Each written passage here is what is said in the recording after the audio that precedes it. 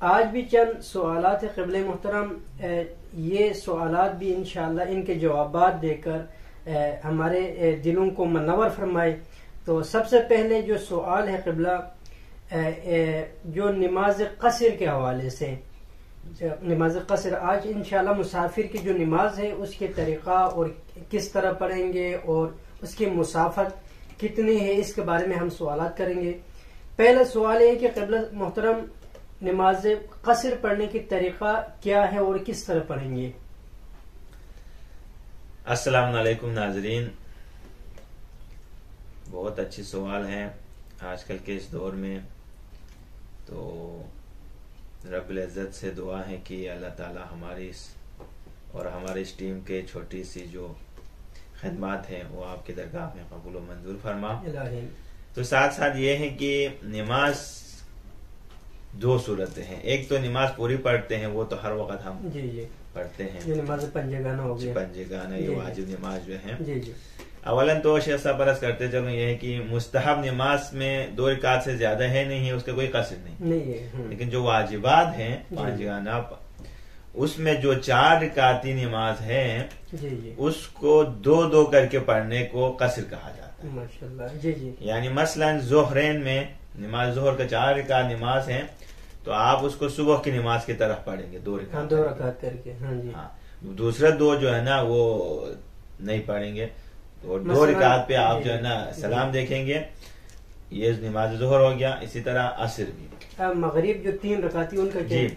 اور شریعت میں یہ حکم ہے کہ صبح کی نماز اور مغرب کی جو 3 رکعت نماز ہے اس میں قصر نہیں ہے. وہ جہاں بھی ہو، چاہے آپ مسافرت میں ہو، چاہے آپ بند شہر میں ہو، وطن میں ہو، جہاں بھی ہو، اس کو 2 اور 3 کو پورا ہی پڑھنا ہے. باقی جو 4 رکعت نماز ہیں، ہمارے پاس 3 نمازیں جو ایسے ہیں جو 4 رکعت پڑھے جاتے ہیں، نماز ظہرین اور نماز عشاء. ان چاروں میں 2 رکعت پڑھا جائیں گے جیسے کہ صبح کی طرح. جی ماشاءاللہ، خدا سلامت رکھے آپ کو. قبلہ محترم دوسرا جو سوال ہے وہ نماز قصر تو پتہ چل گئی کہ 4 رکعتی جتنے بھی نمازیں ہیں وہ 2 کر کے پڑھیں گے. تو جو نماز قصر کب پڑھیں گے، کتنے مسافت جب ہم سفر کر کے جائیں گے کس وقت پڑھیں گے؟ جب بھی مسافر سفر کریں اپنے وطن سے، وہ 8 فرسخ شرعی یعنی 8 فرسخ سے مراد آج کل کے اس میں کلومیٹر کا سسٹم چلتا ہے، سب کو آسان ہوتا ہے. تو یہاں توضیح مسائل میں آغا سستانی صاحب کا توضیح مسائل میں جو لکھے گئے ہیں وہ عنقریب 44 کلومیٹر. یعنی آپ اپنے جو ہیں گھر سے نکلیں گے 44 کلومیٹر سفر کریں تو قصر ہوتا ہے، قصر پڑھیں گے. لیکن آنا جانے میں بھی یعنی 22 میٹر جا رہے ہیں، وہ 22 میٹر واپس آنے، تو آپ راستے میں آپ جو ہیں قصر پڑھیں گے. جی. اچھا، یہ قبلہ یعنی یہ قصر اس وقت پڑھیں گے جب جانے کا بھی 22 کلومیٹر بنے اور آنے کا بھی. ہاں جی.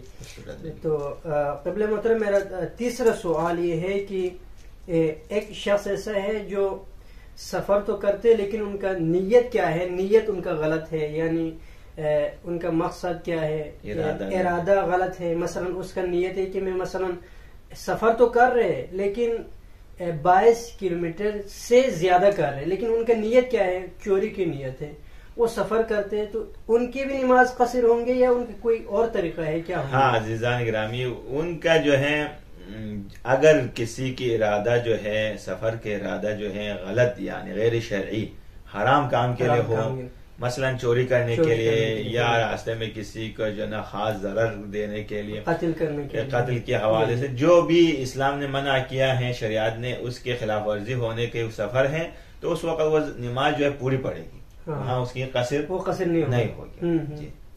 تو ماشاءاللہ. اچھا، جو مثلا حرام کی نیت سے جو سفر کریں گے اس کی نماز پوری ہوگی، یعنی قصر نہیں پڑھ سکیں گے. تو ایک ایسا بھی ہم ماحول دیکھتے ہیں کہ مثلا ایک ایسی عورت جو شوہر کے اجازت کے بغیر اگر سفر کرے تو اس کا بھی یہی حکم ہے یا کوئی مختلف ہے؟ ہاں جی، شوہر کے اجازت کے بغیر گھر سے نکلنا ہی اس کے لیے اجازت نہیں ہے اولاً تو.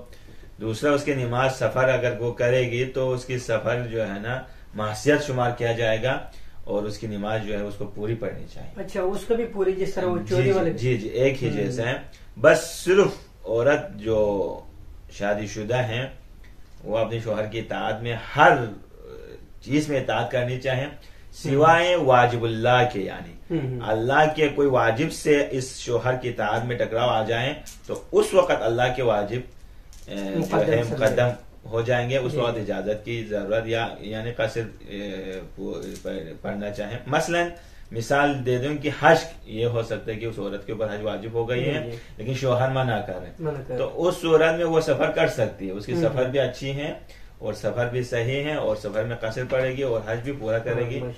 اس صورت میں باقی صورتوں میں جو ہے شوہر کی اطاعت اس کے اوپر واجب ہے۔ تو ماشاءاللہ ہمارے تمام سوالوں کے جوابات